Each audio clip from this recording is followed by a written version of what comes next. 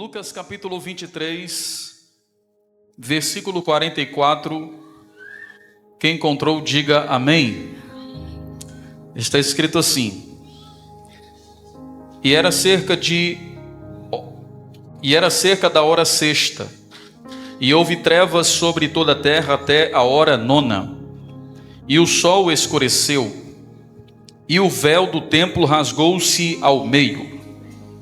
E depois de Jesus bradar em alta voz, disse: Pai, em tuas mãos entrego o meu espírito. E tendo dito isso, expirou. Amém? Queridos, todos nós aqui sabemos que o ser humano foi criado por Deus. Adão e Eva foram criados pela própria mão de Deus. E Deus criou o ser humano segundo a sua imagem e semelhança. Deus deu liberdade e livre arbítrio ao ser humano. Mas o ser humano usou dessa liberdade para fazer exatamente aquilo que Deus havia proibido. Ou seja, o homem pecou. Mas esse pecado do homem, esse pecado de Adão, tornou toda a humanidade culpada diante de Deus, para que esse filho sofresse as consequências do nosso pecado no nosso lugar, para que ele sofresse a ira de Deus, que seria para nós. E quando eu era pequeno, olha para cá para você entender, quando eu era pequeno eu ficava me perguntando, por que Deus simplesmente não perdoava a humanidade toda? Por que Deus simplesmente não esquecia o pecado do homem, deixava o pecado de lado, e aí Jesus não precisava sofrer tanto quanto ele sofreu? Era simples, era só Deus deixar de lado o pecado da humanidade, esquecer, e Jesus não precisava sofrer. Por que ele precisou vir sofrer? Aí eu fui entender depois de grande. É porque Deus, irmão, olha para cá para você entender também. É porque Deus é completamente justo. Por ele ser justo, por ele ser a própria justiça em pessoa, ele não poderia deixar o pecado sem punição. Porque se ele deixasse o pecado impune, se ele deixasse o pecado sem punição, ele não seria tão justo quanto ele declara ser, ele estaria negando assim a sua própria justiça. Então, por Deus ser plenamente justo, o pecado precisava de uma punição, o pecador precisava ser punido. É aí que Jesus entra, porque Jesus assume o nosso lugar, assume os nossos pecados, e a consequência que seria para nós, o sofrimento que seria para nós, ele toma todo sobre ele.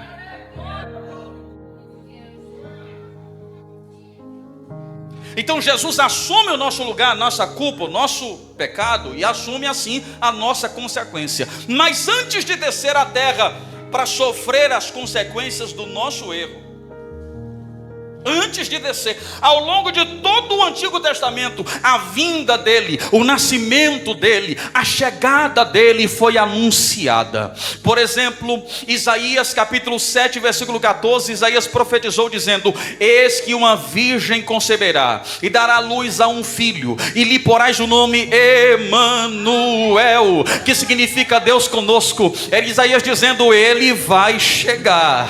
Isaías capítulo 9, versículo 6, ele profetizou dizendo: e o menino nos nasceu, e um filho se nos deu, e o principado está sobre os seus ombros, e ele será chamado de maravilhoso, conselheiro, Deus forte, Pai da eternidade e príncipe da paz. Era Isaías dizendo: ele está chegando aí. Isaías profetizou tanto sobre a vinda do Messias, que profetizou até acerca do sofrimento pelo qual Jesus passaria no nosso lugar, porque ele disse em Isaías 53, versículos 4 e 5: e ele tomou sobre si as nossas enfermidades, e as nossas dores levou sobre si, e nós o reputávamos por aflito, ferido de Deus e oprimido, mas ele foi transpassado pelas nossas transgressões e moído pelas nossas iniquidades. O castigo que nos traz a paz estava sobre ele, e pelas suas pisaduras, pelo seu sofrimento, nós fomos sarados.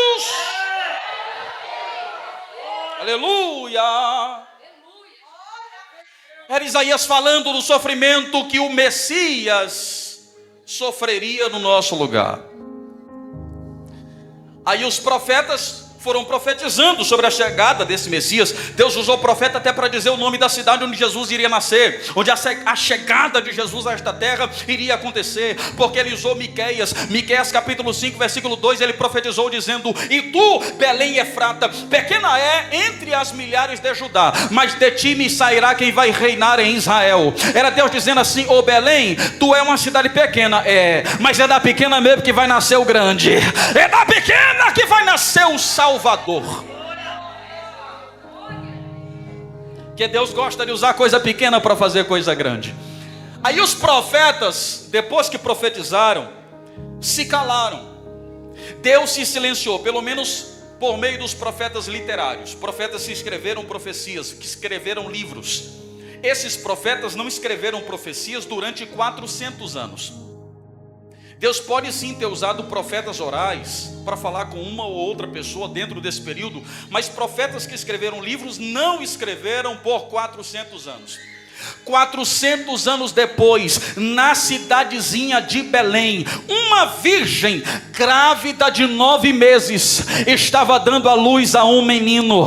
Jesus estava nascendo. E quando Jesus nasce naquela noite, quando Jesus nasce naquela cidadezinha, aquele nascimento, irmão, era a encarnação do Filho de Deus. Era o Filho de Deus nascendo entre os homens. Era o próprio Deus entre os homens. Então, até ali era o maior acontecimento da história. Até aquele momento era o maior evento da história. Irmão, o nascimento de Jesus foi algo tão grandioso que nem os anjos suportaram permanecer no céu. A Bíblia diz que os exércitos celestiais desceram do céu para a terra, sobrevoaram o local do nascimento de Jesus e começaram a adorar a Deus, dizendo: Hosana, glória, glória a Deus nas alturas e paz na terra aos homens de boa vontade, porque Jesus acabou de nascer.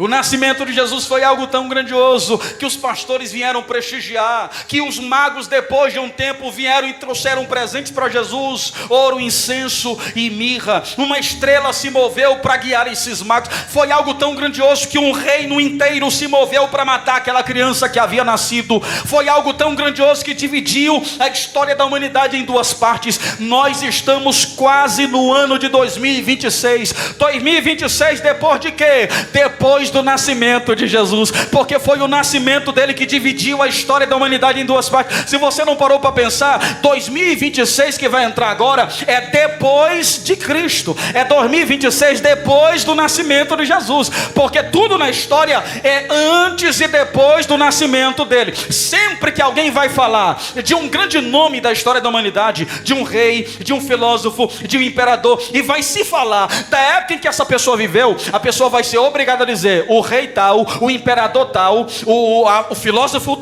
tal, viveu no ano tal, ou nasceu no ano tal antes de Cristo, ou nasceu no ano tal depois de Cristo, porque o nascimento de Jesus dividiu a história da humanidade em duas partes.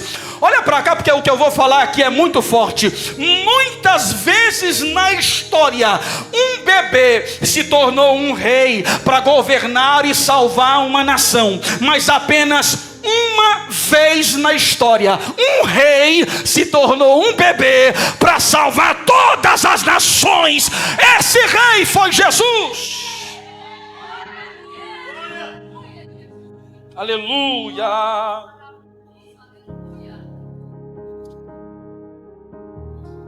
Eu postei no Natal, eu postei algo nas redes sociais. É uma frase que diz assim: todo menino quer ser homem, todo homem quer ser rei, todo rei quer ser Deus, mas só Deus quis ser menino. Jesus nasceu, e quando Jesus nasce em Belém da Judeia, ainda pequeno, ele foi levado pelos seus pais para o Egito. Do Egito, ele foi levado para a cidade de Nazaré. Ele vai levado para o Egito porque Herodes queria matá-lo. Depois que Herodes morre, eles voltam para Israel, se estabelecem na cidadezinha de Nazaré. Por isso que Jesus é chamado de Nazareno, Jesus de Nazaré. Não porque ele nasceu, porque tem gente que pensa que ele nasceu em Nazaré. Não, Ele nasceu em Belém, foi criado em Nazaré, por isso que é chamado de Nazareno. Com 12 anos de idade ele reaparece, onde? No templo em Jerusalém, impressionando os doutores da lei com a sua sabedoria, com a sua forma de falar. Depois dessa idade ele desaparece e vai reaparecer agora só com 30 anos de idade. Mateus capítulo 3, Lucas capítulo 3, onde? Sendo batizado por João Batista nas águas do rio Jordão. Depois que Jesus é batizado, a Bíblia diz que ao ser batizado, o Espírito Santo vem em forma de pomba sobre a cabeça de Jesus.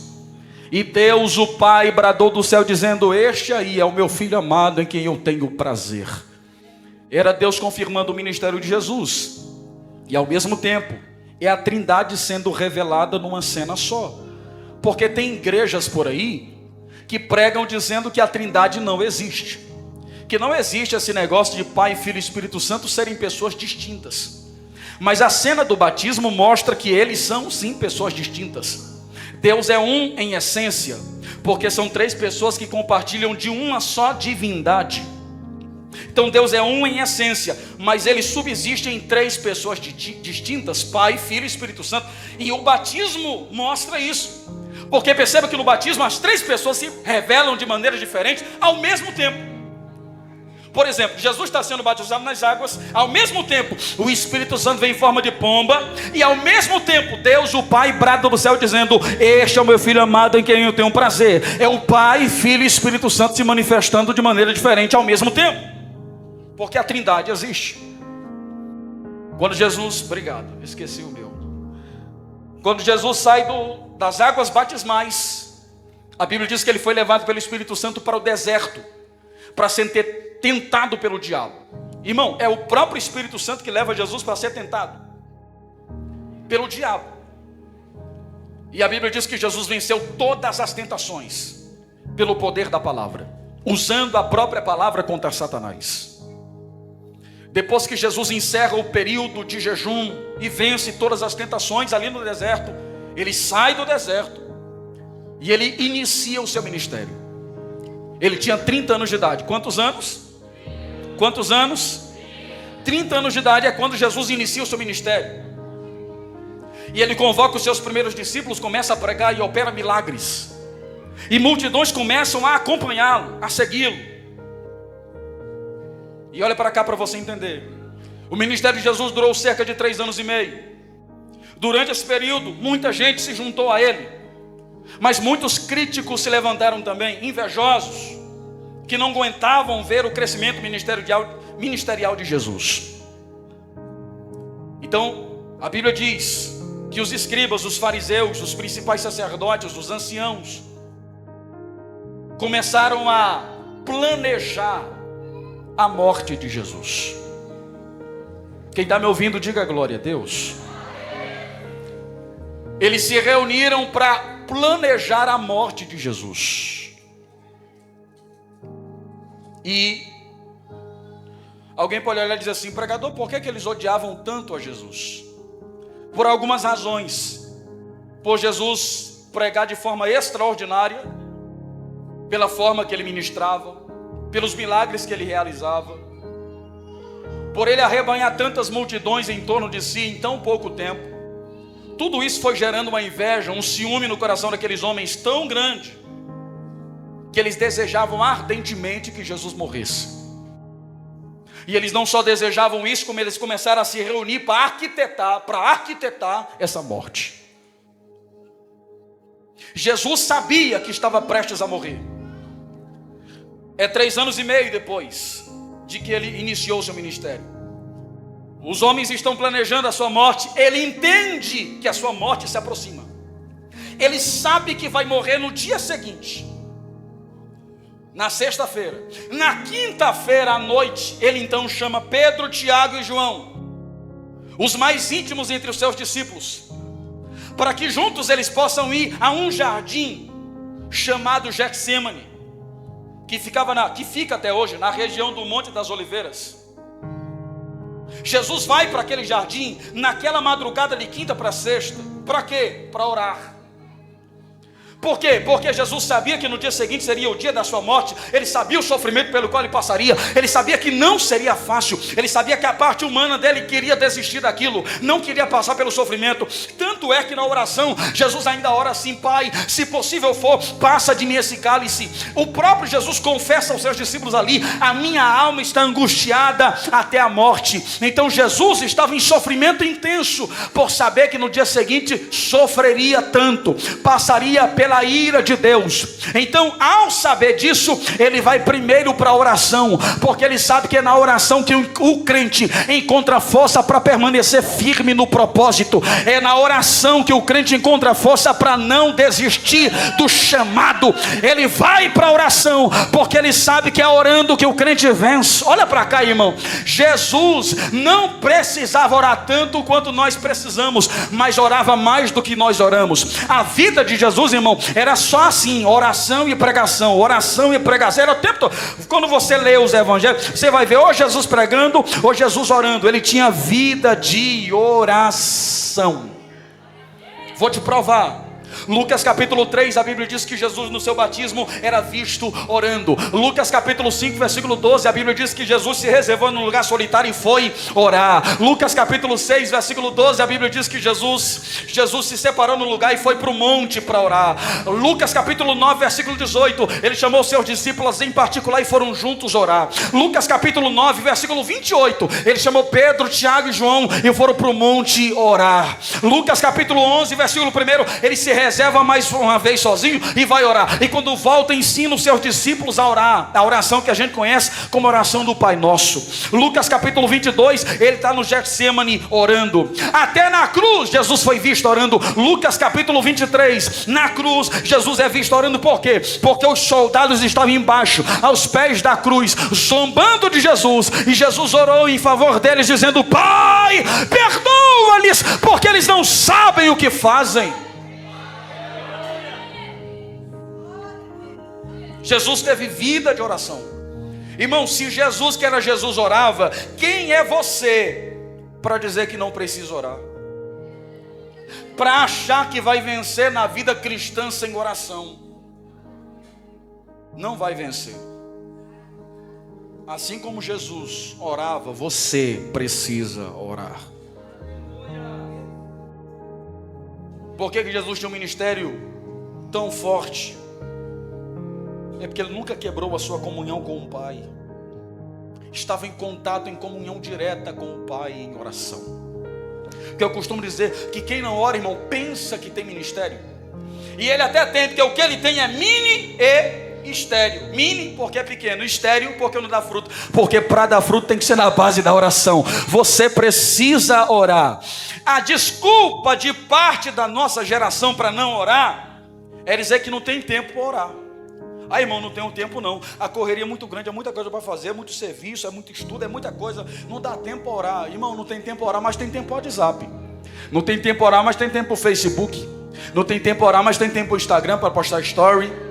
Não tem tempo para orar, mas tem tempo para série, para maratonar a temporada inteira num dia só, para filme, para Netflix, para Amazon Prime, para lazer no fim de semana, para futebol com os amigos, para namorado, para outra. Irmão, Deus sabe que isso é desculpa, porque o teu tempo quem faz é você. Se você não ora, não é falta de tempo não, é falta de interesse mesmo. Deus está te chamando de volta para a oração.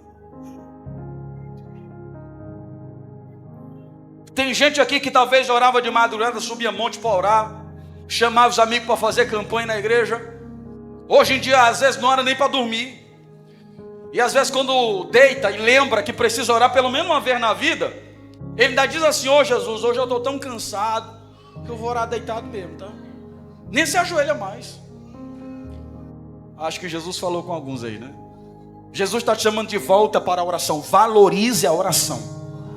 Porque tem gente que quer ser abençoado, quer que Deus valorize a vida dele, as bênçãos para a vida dele, mas ele não valoriza a sua comunhão com Deus orando. Tem gente que quer receber a bênção aqui neste culto para ter vitória durante todo o ano de 2026. Irmão, a vitória que você receber hoje aqui, que você vai receber hoje aqui, só vai se manter de pé se você se mantiver de joelhos durante todo o ano de 2026. Você precisa estar em oração. E sabe o que eu acho lindo? É que com oração, irmão, Deus não ganha nada. Já percebeu? O que Deus ganha quando você ora? Nada, Ele tem tudo. Ele é dono de tudo. O que Ele ganha é trabalho de fazer alguma coisa por nós, né? Quem tem vantagem somos nós, quem ganha somos nós. Mas o engraçado é que quem sempre chama para orar é Ele. Por exemplo, Jeremias capítulo 33, versículo 3, é Ele chamando, dizendo assim: clama a mim e responder-te-ei, e anunciar-te-ei coisas grandes e firmes que tu não sabes. Ele nos chamando para a oração. Ele não vai ganhar nada, mas é Ele que está chamando. Mateus capítulo 7, versículo 7 a seguir, Jesus disse assim: pedi e dá-se-vos-á, buscai e encontrareis, batei e abri-se-vos-á, pois todo aquele que pede recebe, que busca encontra, e ao que bate se abre. Ou qual dentre vós é o homem que pedindo seu filho um pão, lhe dará uma pedra? Ou pedindo seu filho um peixe, lhe dará uma serpente? Se vós, pois, sendo maus, sabeis dar bons presentes aos vossos filhos, quanto mais o vosso Pai que está no céu dará bens aos que lhe o pedirem. Ele está nos chamando para a oração.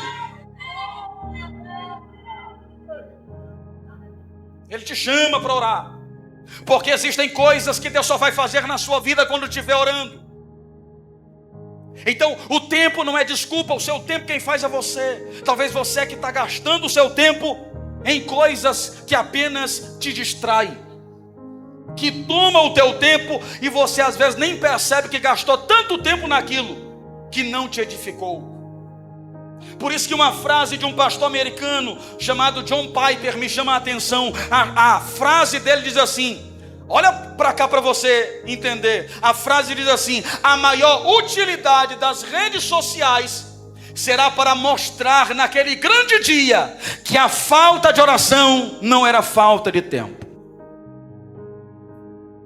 Repito, a maior utilidade das redes sociais será para mostrar e provar naquele grande dia que a falta de oração nunca foi falta de tempo.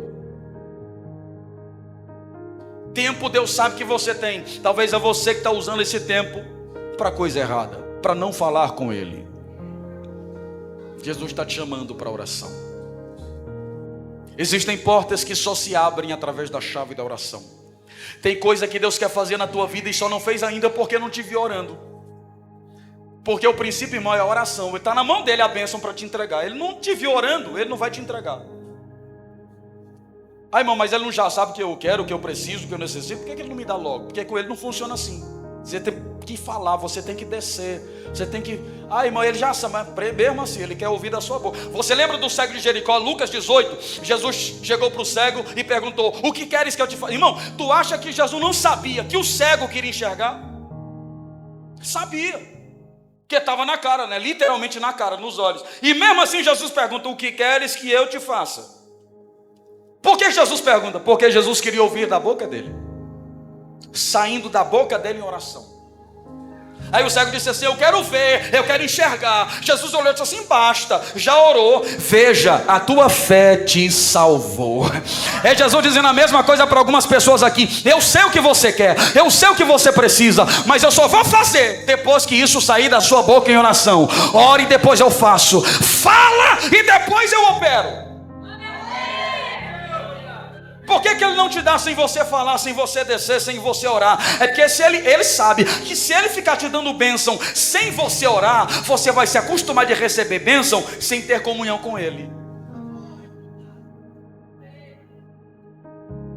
Por isso Ele espera você na oração. Jesus está em oração no Getsemane, e a Bíblia diz que enquanto Ele orava, Ele estava angustiado. Ele mesmo confessou para os seus discípulos: a minha alma está angustiada até a morte. A Bíblia diz que enquanto ele orava, o seu suor se transformou em grandes gotas de sangue que corriam até o chão. Jesus estava tão angustiado que o corpo de Jesus se descontrolou. Ele começou a transpirar sangue pela pele. Por que Jesus estava tão angustiado ali? Porque ele sabia o sofrimento pelo qual ele passaria no dia seguinte. Ele sabia que teria que enfrentar a ira de Deus sozinho, por assumir o nosso pecado. Ele sabia que vai enfrentar o silêncio de Deus no dia seguinte. Ele sabia. que iria enfrentar o silêncio de Deus, que ele chamaria pelo Pai e o Pai não o responderia. Tanto é que na cruz ele vai dizer assim: Eli, Eli, lama sabachthani, que significa Deus meu, por que me desamparaste?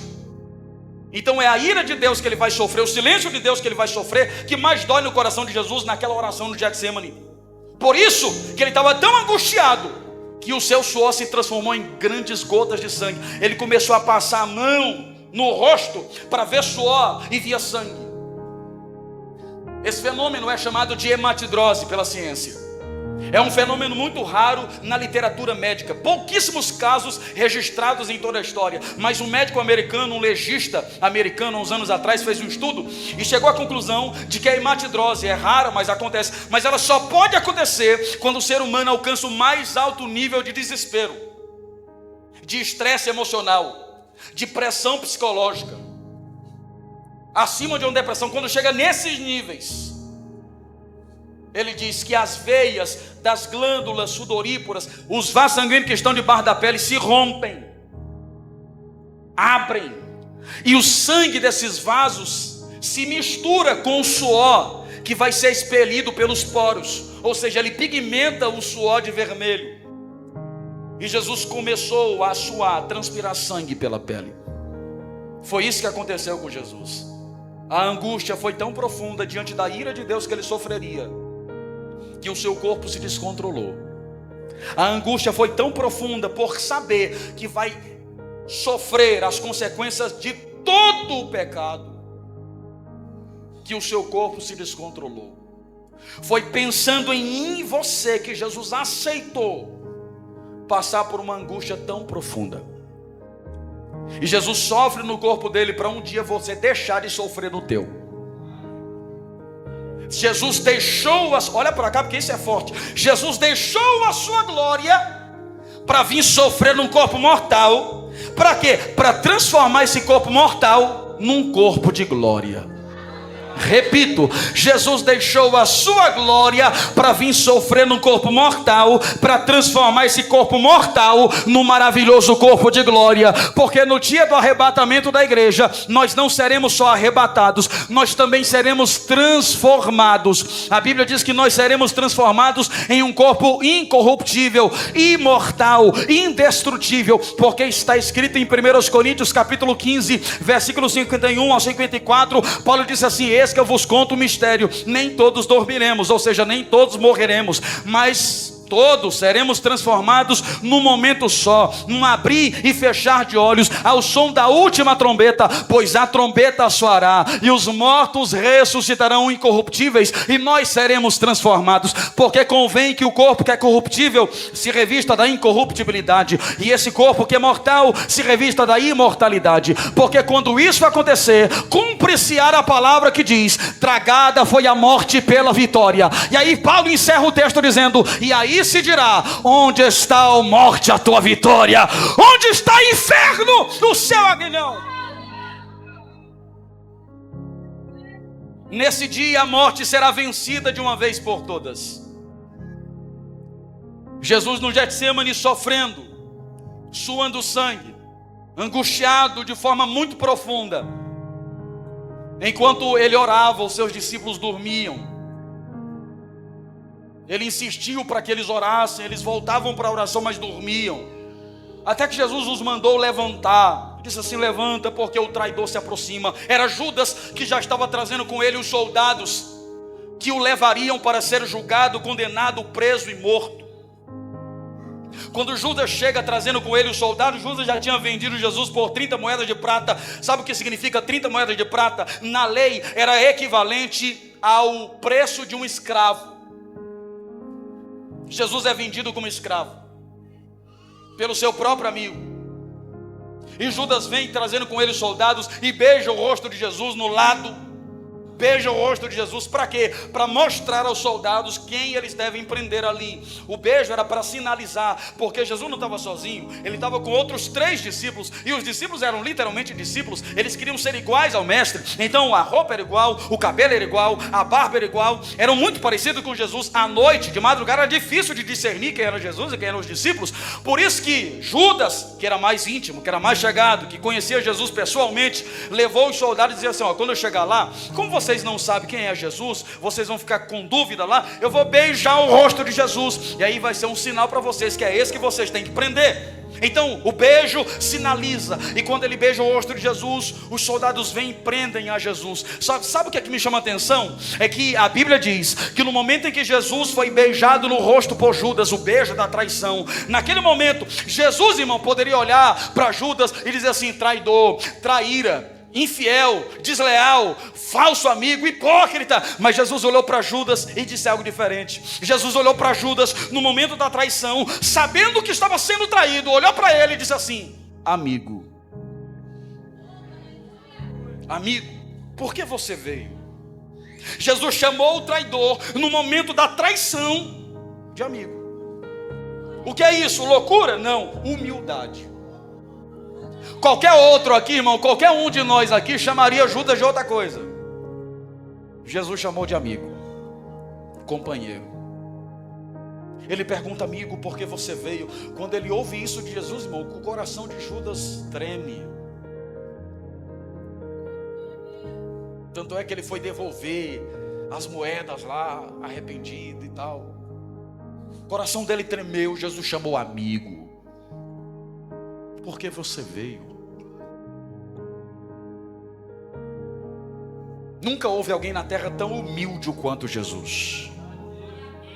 O maior exemplo de humildade que temos, irmão, é o próprio Jesus. Pensa num homem humilde. Se Jesus, que era Jesus, foi humilde, irmão, quem é você para querer empinar o nariz? Ele era tão humilde que ele do céu, antes de descer, antes de nascer na terra, ele já existia no céu. Você sabe disso, né? Jesus não foi criado aqui na terra, ele já existia no céu, na eternidade. Então do céu, ele poderia olhar e dizer assim: rapaz, eu não quero nascer em qualquer lugar não. Eu vou nascer num palácio, num castelo. Mas onde é que ele nasceu? Num lugar onde os animais dormiam, porque não tinha lugar na hospedaria para ele nascer. Foi nascer em algum lugar lá fora. E ele poderia dizer assim: rapaz, eu quero ser colocado em berço de ouro. Ele foi colocado onde? Numa manjedoura. Depois que nasceu, ele foi colocado numa manjedoura, que era uma caixa feita de madeira ou pedra, onde os animais comiam. E ele era tão humilde que depois de grande já, ele insistiu para ser batizado por João Batista no Rio Jordão. Ele insistiu porque João não queria batizar, não se sentia digno, porque João realmente não era digno de batizar Jesus.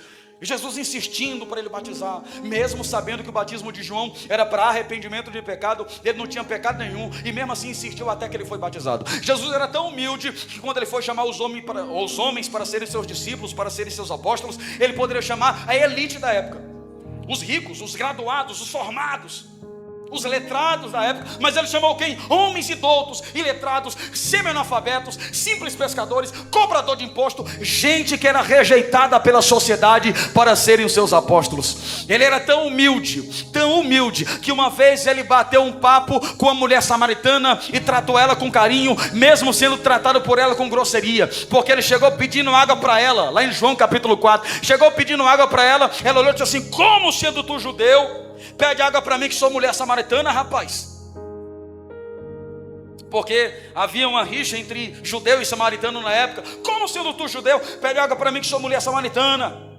Jesus olhou, olha a humildade de Jesus. Jesus disse assim: ô mulher. Ele poderia tratar a mulher com grosseria, mas ele diz assim: ô mulher, se tu soubesse quem fala contigo, tu me pediria água e eu te daria água viva. Jesus era tão humilde que uma vez um jovem rico chegou para ele e disse assim: bom mestre. Ele interrompeu a conversa ali na hora e disse assim: epa, bom não, rapaz, bom só um, que é Deus. Ele era tão humilde que Pedro negou Jesus por 3 vezes. Aí Jesus ressuscitou, se encontrou com esse mesmo Pedro, e todo mundo esperou: vai expulsar Pedro da igreja, ele vai deixar os outros, porque os outros não negaram, mas o Pedro, ele vai mandar embora agora. Mas ele olhou para Pedro e disse algo diferente. Ele disse assim: ô Pedro, quer saber de uma coisa? Eu coloco a minha igreja sob a tua responsabilidade, apacente as minhas ovelhas. A partir de hoje você é pastor na minha igreja. Nunca houve alguém na terra tão humilde o quanto Jesus. Irmão, se Jesus, que era Jesus, foi humilde, quem é você? Quem sou eu para querer subir num pedestal e se achar alguma coisa? Então abra mão dessa soberba, dessa presunção, dessa prepotência, desse egocentrismo. Tem muita gente perdendo a bênção por causa do orgulho. Deus abençoa porque a pessoa é trabalhadora, é humilde, é modesta, gosta de ajudar os outros, se preocupa com os outros, mas depois que ela é abençoada, ela pega a bênção e começa a pisar nos outros. Aí depois perde a bênção e não entende por quê. É porque primeiro ela perdeu a humildade. Não abra mão da humildade. Mantenha a humildade. Irmão, se tem uma coisa que Deus não gosta, irmão, é de soberba. 1 de Pedro capítulo 5, versículo 5 diz: cingivos de toda a humildade, porque Deus odeia a soberba, mas dá graça aos humildes. Jeremias capítulo 9, versículos 23 e 24, o próprio Deus falou: assim diz o Senhor, não se glorie o sábio na sua sabedoria, nem o forte na sua força, nem o rico nas suas riquezas, mas o que se gloriar, glorie-se nisto, em me conhecer e em saber que eu é que sou o Senhor. Provérbios capítulo 16, versículo 18, a Bíblia diz que a soberba precede a ruína, e a altivez de espírito precede a queda. Deus abate o soberbo. A Bíblia diz em Mateus capítulo 23, versículo 12, Jesus disse que aquele a quem a si mesmo exalta será humilhado, mas aquele a quem a si mesmo humilha será exaltado. É na humildade que Deus vai te honrar. Por causa da soberba, Satanás perdeu a sua posição na eternidade. Por causa da soberba, Nimrod perdeu seu império em Gênesis. Por causa da soberba, Faraó perdeu seu primogênito no Egito. Por causa da soberba, Miriam ficou leprosa. Por causa da soberba, o rei Uzias ficou leproso e morreu leproso. Por causa da soberba, Belsazar, o rei, perdeu seu trono. Por causa da soberba, Nabucodonosor virou bicho. Por causa da soberba, Herodes morreu comido de bicho. Mas o crente humilde nem vira bicho, nem é comido de bicho. Ele expulsa o bicho. Ele tem autoridade do céu para expulsar Satanás. Humildade é o segredo. Então mantenha a humildade. Jesus é preso ali no Getsemane, é levado para diante do Sinédrio. Era como se fosse o Supremo Tribunal Federal da época. Era composto por 70 religiosos, mais o sumo sacerdote, 71 membros. Eles odiavam Jesus pelo ministério de Jesus, e eles queriam com todas as forças que Jesus fosse condenado à morte. Eles levam Jesus ali para que Jesus diga diante deles que ele se considerava o Filho de Deus, porque isso para eles era uma blasfêmia, e por isso Jesus seria réu de morte. Eles já tinham ouvido falar que Jesus já havia dito que era o Filho de Deus, que se considerava Deus entre os homens, o rei dos judeus. Mas eles queriam que Jesus dissesse ali na frente deles, porque essa seria a prova cabal para que eles pudessem levá-lo para as autoridades. Só que eles interrogam Jesus naquela madrugada de quinta para sexta, e Jesus se mantém calado durante o interrogatório. Aí eles querem provocar Jesus para que Jesus abra a boca de qualquer jeito, para que ele fale algo. E eles começam a bater no rosto de Jesus. Eles dão tapa no seu rosto, socos na sua face. Eles cospem na cara de Jesus, e Jesus se mantém calado. Irmão, quem é que aguenta uma cusparada na cara sem falar nada? Jesus aguentou. Durante toda aquela madrugada ele foi escarnecido, zombado, espancado, e permaneceu em silêncio. Até que quando estava amanhecendo, eles fazem uma última pergunta e perguntam: responda-nos de uma vez por todas, tu é ou não é o Filho de Deus, rapaz? Aí Jesus resolveu abrir a boca pela primeira vez e diz assim: vocês é que estão dizendo isso, mas quer saber de uma coisa? Eu vou falar logo. Em breve vocês verão o Filho do Homem assentado à direita do Pai, vindo na nuvem de glória, e todos nesse dia reconhecerão quem eu sou. Aí eles rasgaram as vestes em protesto e disseram: basta-nos, não precisamos nem forjar as testemunhas falsas que a gente estava planejando aqui, porque ele já blasfemou na nossa frente, é réu de morte, vamos levá-lo para as autoridades. Levaram para Pilatos, governador da Judéia. Só que a esposa de Pilatos tinha tido um sonho com Jesus na noite anterior, onde ela sofreu muito no sonho com o sofrimento de Jesus, por saber no sonho que Jesus era justo. Aí ela chegou para Pilatos e disse assim: Pilatos, esse homem que te trouxeram aí para tu julgar e condenar, eu nem conheço ele direito, não sou amiga dele, mas sonhei com ele a noite toda. E no sonho ele sofria, e eu sofria junto, por saber que ele era justo. Eu nem sabia que eles iam trazer esse homem aqui. Não é coincidência não, pode ser coisa divina. Então não faça nada contra esse homem não, porque tu pode sofrer as consequências depois. Tu pode estar condenando um justo. Pilatos olhou e disse assim: tá bom, vou tentar me livrar dele aqui, para não ser eu quem vai condená-lo. Tentar me livrar. Aí ele diz assim: rapaz, ele deu uma desculpa lá. Esse homem que você me trouxeram aqui, ele não é conhecido como Jesus de Nazaré? É. O Nazareno? É. Pois tá bom, se ele é de Nazaré, ele não é da minha região, porque eu sou governador da Judéia. Nazaré faz parte da região da Galileia, então ele é de outra área, de outra jurisdição, de outro perímetro. Eu não tenho poder sobre ele. Leva ele para Herodes o rei, que é Herodes que tem que julgá-lo e condená-lo. Aí disseram assim: tá bom, vamos levar para Herodes. Levaram, só que Herodes também não quis condenar, só zombou de Jesus, devolveu para Pilatos e disse assim: ó, pode dizer para Pilatos que ele tem autoridade para julgar e condenar. Era tudo que Pilatos não queria. Voltou para ele. Pilatos olhou e disse assim: tá bom, eu tenho uma outra ideia, eu vou livrar a pele dele agora. Vou aproveitar que é tempo de festa aqui em Israel, e no tempo de festa a gente solta um prisioneiro, e quem escolhe é o povo. Pronto, deu certinho, que eu vou trazer um prisioneiro aqui que é odiado pelo povo, um assassino, um ladrão, colocar de um lado, colocar Jesus do outro. Vou pedir para o povo escolher, soltar um, porque aí não vai ser culpa minha, os sacerdotes não vão ficar no meu pé, porque quem vai soltar é o povo. Aí ele traz Barrabás, um assassino, um ladrão, um salteador, gente ruim, da pior espécie. Ele olhou e disse assim: o povo não vai querer um assassino às soltas nas ruas, então com certeza vão querer soltar Jesus. Colocou Barrabás, o assassino, do lado, colocou Jesus do outro e disse assim: quem vocês querem que eu solte aqui? Não é festa? Não é tempo de Páscoa? Quem vai soltar é vocês, quem vai escolher é vocês. Quem vocês querem que eu solte hoje? Barrabás, o assassino, ladrão, salteador, matador de gente, pistoleiro, ou Jesus, que se diz o Cristo? E a Bíblia diz que na mesma hora a multidão começou a gritar: solte Barrabás, solte Barrabás. Pilatos se assustou. Pilatos não sabia, mas a multidão já havia sido comprada, induzida pelos sacerdotes para condenar Jesus à morte. E ele não sabia. Ele pergunta: então o que é que eu faço com esse Jesus? E a multidão grita: crucifica-o, mata ele na cruz. Era a pior de todas as mortes. Jesus não foi condenado por Pilatos simplesmente, não, ele foi condenado pelo próprio povo. Pilatos disse assim: ó, vocês aqui estão condenando ele, eu lavo as minhas mãos porque eu sou inocente do sangue desse homem. A multidão gritou: que o sangue dele venha sobre nós, caia sobre nós e sobre os nossos filhos. Eles pensavam que com isso estavam zombando de Jesus. Mal sabiam eles que estavam profetizando bênção, porque o sangue de Jesus sobre nós não é maldição, é bênção, é para perdoar os nossos pecados.